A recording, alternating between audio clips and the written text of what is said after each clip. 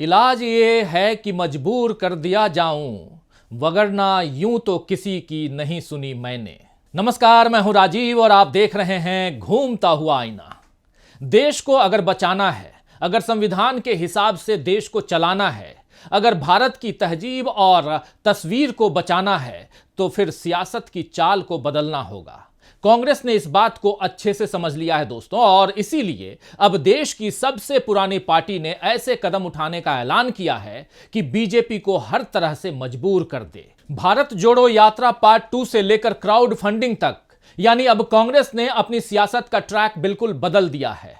पिछले 10 सालों में देश को बीजेपी अपने डंडे से हाँक रही थी। मन की बात से लेकर मनमाने फैसले देश पर थोपे जा रहे थे और उस पर तुर्रा ये कि ये सब देश के भले के लिए किया जा रहा है। आप याद कीजिए दोस्तों कि किस तरह पीएम मोदी ने सत्ता संभालने के साथ देश में अच्छे दिनों का वादा किया था। न्यू इंडिया बनाने का उनका संकल्प सुन सुनकर जनता के कान पक चुके हैं। आरएसएस और बीजेपी की विचारधारा के मुताबिक पुराने भारत को हाशिए पर धकेलते हुए मोदी जी ने नया भारत भी बना दिया, जिसमें नफरत और हिंसा का बोलबाला रहा। मेरे देश की धरती सोना उगले और ये देश है वीर जवानों का जैसे गीत पुराने भारत में बनते थे, लेकिन नए भारत में गोली मारो डैश डैश डैश का मंत्र युवाओं को दिया जाने लगा है। और सत्यमेव जयते का आदर्श वाक्य जहां का तहां चिपका रह गया और झूठ सत्ता के सिर चढ़कर बोलने लगा। न कोई आया है न कोई आएगा, ये बात तो आपको याद होगी दोस्तों।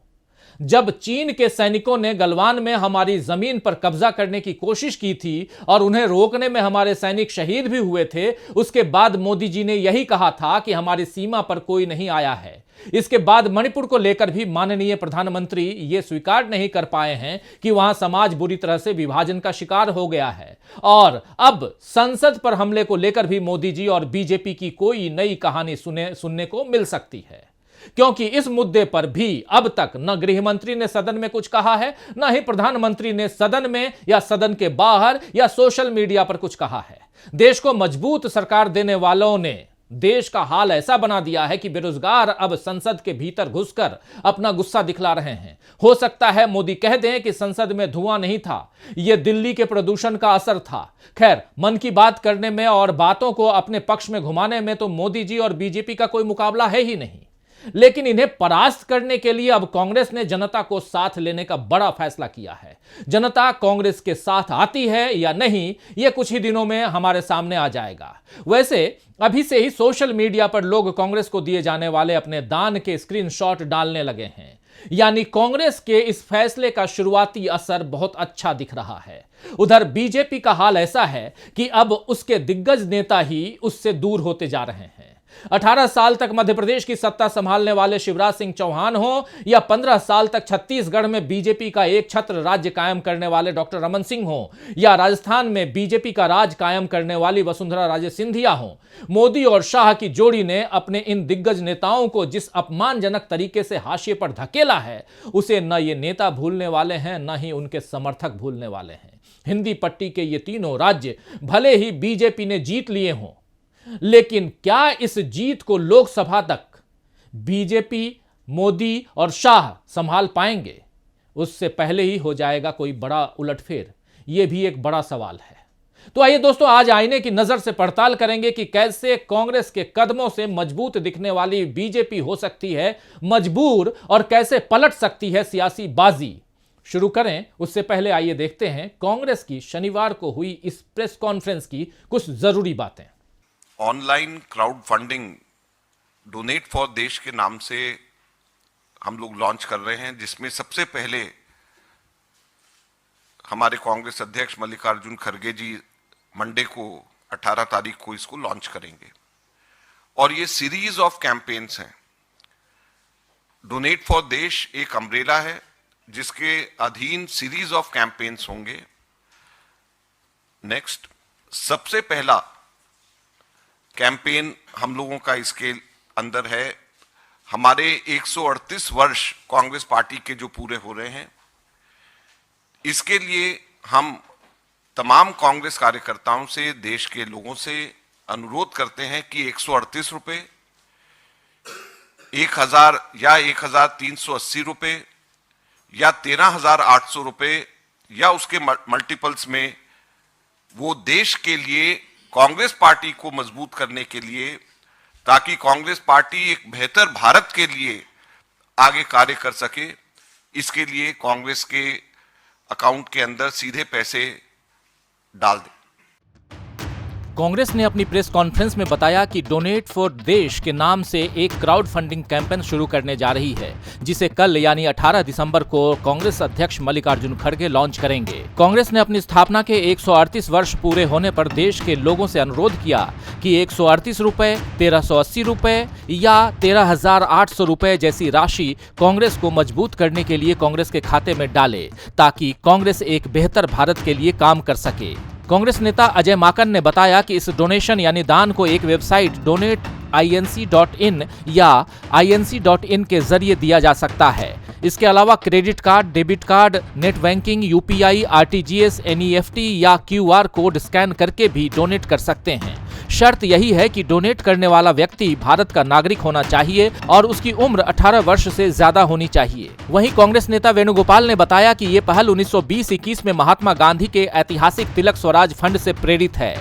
28 दिसंबर यानी कांग्रेस के स्थापना दिवस तक ऑनलाइन रहेगा, जिसके बाद जमीनी अभियान शुरू होगा, जिसमें कार्यकर्ता घर घर जाकर दान मांगेंगे।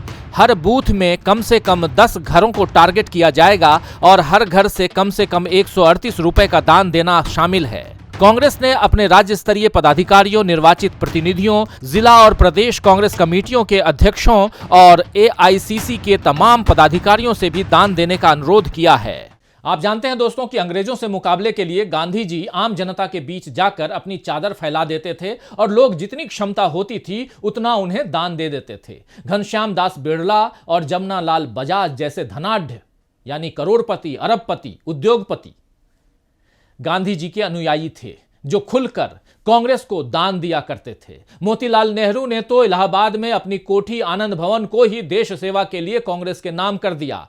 इन नामचीन हस्तियों के अलावा भी देश के कई रईस कांग्रेस को मदद करते थे, मगर इसके बाद भी गांधी जी ने आम जनता से 8 आने, 4 आने, इन सब के ही सहयोग की अहमियत को बल दिया, क्योंकि गांधी जी जानते थे कि इससे जनता का सीधा जुड़ाव कांग्रेस से होगा। आज देश आजाद है, लेकिन बीजेपी का राज है और कांग्रेस ने एक बार फिर जनता से जुड़ाव की ये अहम कड़ी देश के सामने रखी है। हालांकि कई लोग सवाल उठा रहे हैं कि आखिर कांग्रेस को पैसे की जरूरत क्यों पड़ी, तो इसका जवाब बीजेपी के खातों को खंगालने पर मिल जाएगा। अपने 70 सालों के शासन में कांग्रेस ने अपने लिए जितनी संपत्ति नहीं जुटाई, उससे कहीं अधिक दौलत बीजेपी के पास केवल 10 सालों में आ गई है। चुनाव आयोग के आंकड़े भी इसकी पुष्टि करते हैं। जरा इन आंकड़ों पर गौर फरमाइए और इस रिपोर्ट को देखिए। चुनाव आयोग की जनवरी 2023 में जारी रिपोर्ट में कहा गया है कि वित्तीय वर्ष 2021-22 यानी अप्रैल 2021 से मार्च 2022 के दौरान बीजेपी की आमदनी 1,917 करोड़ 12 लाख रुपए रही है, जो बाकी 7 राष्ट्रीय दलों की तुलना में सबसे ज्यादा है। चुनाव आयोग ने सभी दलों के खातों का ऑडिट करने के बाद ये घोषणा की थी। बीजेपी के बाद अमीर पार्टियों में ममता बनर्जी की तृणमूल कांग्रेस और उसके बाद भारतीय राष्ट्रीय कांग्रेस का नंबर आता है।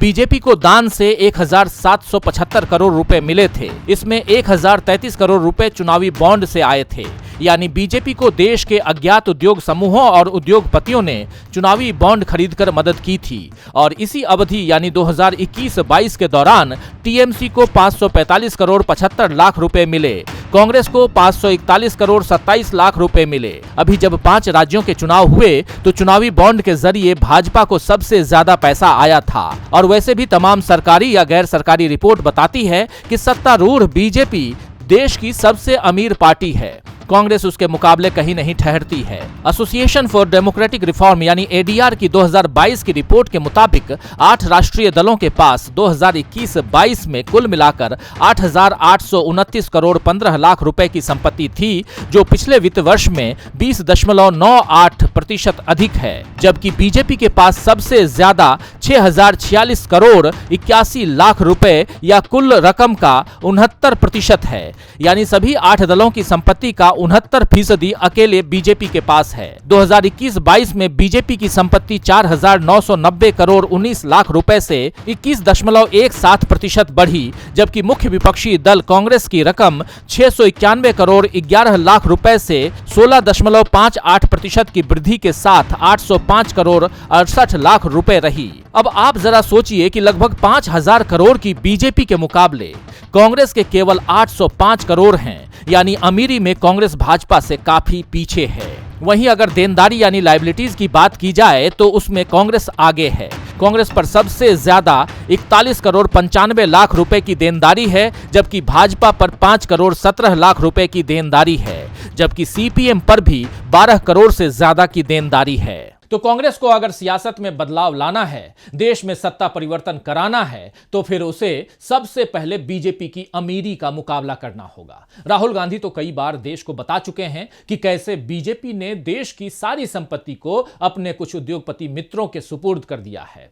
जिस तरह चुनावी बॉन्ड्स से बीजेपी को करोड़ों रुपए मिले हैं, उससे भी यही जाहिर होता है कि देश के संसाधन और संपत्तियों को उद्योगपति मित्रों के नाम करने के बदले बीजेपी ने अपने लिए कैसे संपत्ति जुटा ली है। यानी राहुल गांधी जो आरोप बीजेपी पर लगाते रहे हैं, उसके सबूत खुद बीजेपी ही पेश कर रही है। और अब कांग्रेस ने क्राउड फंडिंग का फैसला करके जनता तक यह मैसेज पहुंचा दिया है, यह संदेश या पैगाम पहुंचा दिया है कि अब उद्योगपतियों की पार्टी बन चुकी बीजेपी का मुकाबला करने के लिए कांग्रेस जनता की मदद लेगी। वैसे भी देश में जिस तेजी से आर्थिक असमानता बढ़ी है, उसे सबसे ज्यादा आम जनता ही तकलीफ में पड़ी हुई है। और एक तरफ लोगों के पास रोजमर्रा का जीवन काटने के लिए पूंजी नहीं है, और दूसरी तरफ कुछ लोगों के पास इतनी पूंजी इन 8-10 सालों में आ गई है कि वो दुनिया के 10 अमीरों की सूची में आ रहे हैं। 5 ट्रिलियन इकोनॉमी का देश अगर बीजेपी बना भी लेती है, तो इसमें क्या कुछ बिलियन या मिलियन आम जनता के पास आएंगे, या फिर अमीर ही और अमीर बन जाएंगे? यही इस वक्त का कठिन सवाल है, मुश्किल सवाल है। भारत और इंडिया के बीच का यह फर्क अब सत्ता परिवर्तन से ही मिटेगा, ऐसा लग रहा है। इसीलिए कांग्रेस पूरी कोशिश कर रही है कि देश में महंगाई, बेरोजगारी और धर्म के नाम पर किए जा रहे भेदभाव जैसे मुद्दे मुख्य धारा की चर्चा में शामिल हो जाएं। अभी संसद में जिस तरह से कुछ लोगों ने रंगीन धुआं छोड़कर मोदी सरकार से अपना विरोध जताया है, उससे साफ नजर आ रहा है कि यह सरकार न देश के लोगों का ख्याल कर पा रही है, रख पा रही है, और न ही संसद को सुरक्षित रख पा रही है। पीएम मोदी से लेकर अमित शाह तक इस मुद्दे पर संसद में कुछ नहीं बोल रहे हैं, और उधर कैलाश विजयवर्गीय कह रहे हैं कि यह मामूली घटना है। लेकिन राहुल गांधी ने बता दिया है कि इस देश में बेरोजगारी का मसला बेहद गंभीर है, और यह घटना उसकी मिसाल है। आइए सबसे पहले सुनते हैं राहुल गांधी ने कहा क्या कुछ है। पार्लियामेंट सुरक्षा ब्रीच पर आपकी क्या प्रतिक्रिया? सुरक्षा ब्रीच हुई है, हाँ, वो है, बट क्यों हुई? जो देश में सबसे बड़ा मुद्दा है, बेरोजगारी का मुद्दा, जो पूरे देश में उबल रहा है, मोदी जी की पॉलिसीज के कारण हिंदुस्तान के युवाओं को रोजगार नहीं मिल रहा। तो ब्रीच जरूर हुई है, बट इसके पीछे कारण बेरोजगारी है और महंगाई है। धन्यवाद। Thank you sir. Thank you sir. Rahul Gandhi ने एक बार फिर मोदी की उस दुखती रग पर हाथ रख दिया है जिसे छिपाने की कोशिश मोदी हमेशा करते रहते हैं। लेकिन देश को बेरोजगारी ने जो घाव दिए हैं, उसका दर्द कभी न कभी बाहर तो आना ही था। कांग्रेस क्राउड फंडिंग से लेकर 28 दिसंबर को होने वाली अपनी रैली तक ऐसे ही तमाम मुद्दों से मोदी सरकार को घेरने में जुटी रहेगी। और इधर बीजेपी के दिग्गज नेता भी अब मोदी सरकार का घेराव कर सकते हैं। मध्य प्रदेश, छत्तीसगढ़ और राजस्थान तीनों ही हिंदी प्रदेशों में इस बार बीजेपी की हालत खराब मानी जा रही थी, लेकिन सारे दावों को झुठलाते हुए बीजेपी ने जीत हासिल की। हालांकि इस जीत में बीजेपी की भावी हार दिखाई दे रही है, क्योंकि शिवराज सिंह चौहान, डॉक्टर रमन सिंह और वसुंधरा राजे, इन तीनों पूर्व मुख्यमंत्रियों को मोदी शाह की जोड़ी ने बड़ी बेदर्दी से सत्ता से दूर कर दिया है। तीनों ही राज्यों में बीजेपी को आगे बढ़ाने में इन नेताओं ने काफी मेहनत की। सत्ता में रहते हुए और विपक्ष में बैठकर भी तीनों नेताओं ने बीजेपी का जनाधार बढ़ाने के लिए कोशिशें की, लेकिन बदले में उन्हें कुछ भी नहीं मिला। दरअसल मोदी और शाह की जोड़ी इस बात को बर्दाश्त ही नहीं कर सकती है कि कोई उन्हें चुनौती दे या कोई उनसे अधिक प्रभावशाली दिखे। मगर अब तीनों राज्यों में बीजेपी को अपने भीतर ही चुनौती मिलने का माहौल बनना शुरू हो गया है। तो मध्य प्रदेश में पूर्व मुख्यमंत्री शिवराज सिंह चौहान जिस तरह अब भी जनता के बीच सक्रिय हैं और सोशल मीडिया के जरिए भी लगातार सुर्खियों में बने हुए हैं, उससे साफ समझ में आ रहा है कि मध्य प्रदेश में अभी शिवराज का राज खत्म नहीं हुआ है। मुख्यमंत्री मोहन यादव के शपथ ग्रहण समारोह में जिस तरह शिवराज सिंह चौहान के लिए नारे लगाए गए, उसे मोदी और शाह के लिए चेतावनी से कम नहीं समझा जाना चाहिए। राजस्थान में वसुंधरा राजे तो चुनाव के पहले से मोदी और शाह के लिए चुनौती बनी ही हुई हैं और अब देखना मुश्किल नहीं बल्कि दिलचस्प होगा कि छत्तीसगढ़ में चाउर वाले बाबा यानी डॉक्टर रमन सिंह शांत बैठेंगे या उनकी शांति किसी तूफान के पहले वाली खामोशी साबित होगी। वैसे भी बीजेपी के लिए आगे सियासी मौसम खराब रहने के ही आसार दिख रहे हैं, क्योंकि एक तरफ कांग्रेस की बड़ी लहर आ रही है और दूसरी तरफ बीजेपी के खेवनहार उससे नाराज दिख रहे हैं। खैर, शायर अनवर शऊर ने ठीक ही फरमाया है कि कह तो सकता हूं मगर मजबूर कर सकता नहीं, कह तो सकता हूं मगर मजबूर कर सकता नहीं, इख्तियार अपनी जगह है, बेबसी अपनी जगह। तो आज के लिए बस इतना ही, फिर मिलेंगे खबरों के नए आईने के साथ। तब तक देखते रहिए डीवी लाइव। नमस्कार।